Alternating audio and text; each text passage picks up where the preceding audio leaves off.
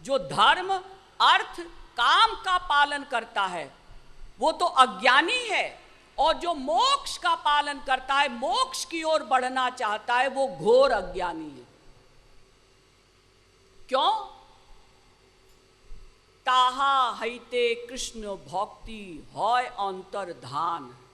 क्योंकि मोक्ष के चक्कर में पड़ने से कृष्ण भक्ति अंतर्धान हो जाती है।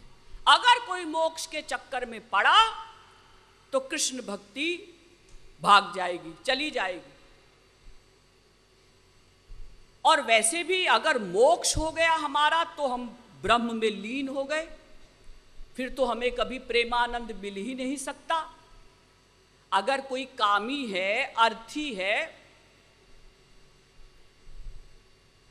धर्मी है, और उसको कोई रसिक संत मिल गया हमारे महाराज जी जैसा, और उसने बता दिया कि भाई मोक्ष तुम्हारा लक्ष्य नहीं है, प्रेम तुम्हारा लक्ष्य है, तो धर्मी, अर्थी, कामी एक दिन प्रेमानंद प्राप्त कर सकता है, लेकिन जिसका मोक्ष हो गया वो सदा के लिए निराकार ब्रह्म में लीन हो गया। अब प्रेमानंद कभी उसको नहीं मिल सकता।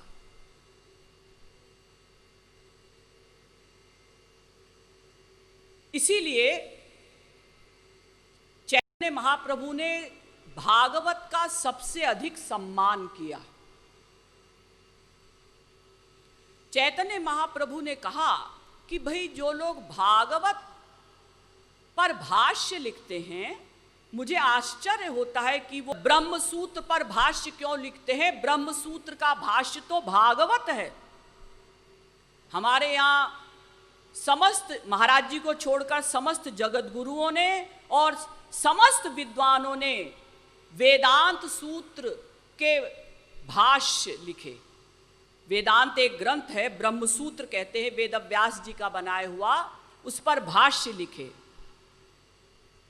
तो चैतन्य महाप्रभु कहते हैं कि जो ब्रह्म सूत्र पर भाष्य लिखते हैं, मुझे आश्चर्य होता है कि वो क्यों लिखते हैं, क्योंकि उसका भाष्य तो वेदव्यास जी ने ही भागवत रूपी ग्रंथ के रूप में दे दिया है। अर्थोयम ब्रह्म सूत्राणाम सर्वोपनिषदामपि।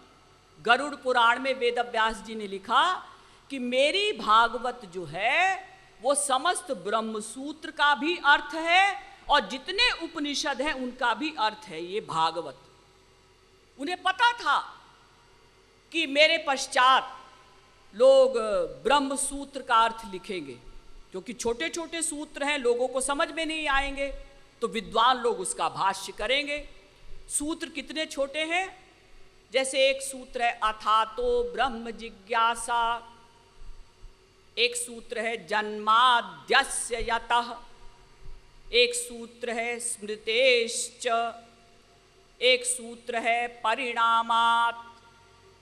अब जगत गुरुओं ने एक एक सूत्र का भाष्य 100-100, 200-200, 300-300 पेज में लिखा।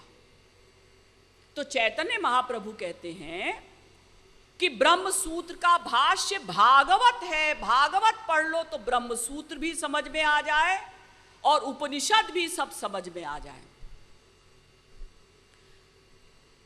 तो हमारे यहाँ आचार्यों ने और कई संतों ने और कई ग्रंथों ने मुक्ति की निंदा की है कि मोक्ष हमारा लक्ष्य नहीं है। शंकराचार्य जी के शिष्य के शिष्य के शिष्य के शिष्य श्रीधराचार्य जी, उनकी भागवत की टीका सबसे प्रसिद्ध है। यद्यपि ये सन्यासी हैं, लेकिन वैष्णवाचार्यों ने भी श्रीधर जी का बड़ा सम्मान किया और उन्होंने जो भागवत का भाष्य किया है श्रीधर जी ने, वो श्रीधरी भागवती टीका कहलाती है।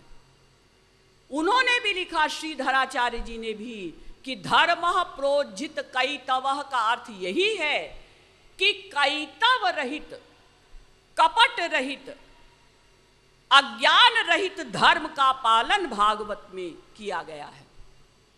अब एक प्रश्न आया हमारे सामने कि मोक्ष की निंदा की, चैतन्य महाप्रभु ने भी की, वेदव्यास जी ने भी की, श्रीधर जी ने भी की, और भी बहुत से संतों ने, बहुत से ग्रंथों में मोक्ष की निंदा की गई। लेकिन दूसरी ओर तो मोक्ष की प्रशंसा भी है। हमारे यहाँ वेद में कहा गया, ऋते ज्ञानान न मुक्ति, ज्ञान के बिना मुक्ति नहीं हो सकती। ज्ञानादेव ही कैवल्यम, केवल ज्ञान से ही कैवल्य अर्थात मोक्ष की प्राप्ति हो सकती है। और श्रीधराचार्य जी कहते हैं नहीं नहीं, हम मुक्ति का खंडन करते हैं।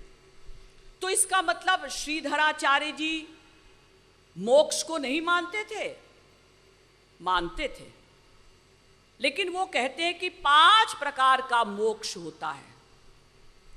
सालोक्य, सार्ष्टि, सामीप्य, सारूप्य, एकत्व। तो हम जिस मोक्ष की निंदा करते हैं वो मोक्ष है एकत्व मुक्ति, सायुज्य मुक्ति, जिसको कैवल्य कहते हैं। और ये जो 4 मुक्तियां हैं ये भक्तों की मुक्तियां हैं, लेकिन इनमें कामना है, इसलिए इनको मुक्ति कहते हैं। सालोक्य, हम सदा महाविष्णु जी के वैकुंठ लोक में बैठे रहें, ये कामना रखकर जो भक्ति करते हैं वो सालोक्य मुक्ति कहलाती है। सार्ष्टि, महाविष्णु जी के समान ही हमारा ऐश्वर्य हो जाए, ऐसी कामना रखकर जो महाविष्णु जी की भक्ति करते हैं वो मुक्ति कहलाती है, क्योंकि इसमें कामना है। सामीप्य, हम सदा वैकुंठ में महाविष्णु जी के पास बैठे रहें, ये भी मुक्ति कहलाती है। सारूप्य, उन्हीं के समान हमारा रूप हो जाए, ये भी मुक्ति कहलाती है। तो श्रीधर जी कहते हैं कि हम मुक्ति का खंडन करते हैं, मुक्ति की निंदा करते हैं, लेकिन एकत्व मुक्ति की निंदा करते हैं, जिसमें वो ज्ञानी निराकार ब्रह्म में लीन हो जाता है। क्यों? उसकी निंदा आप क्यों करते हैं?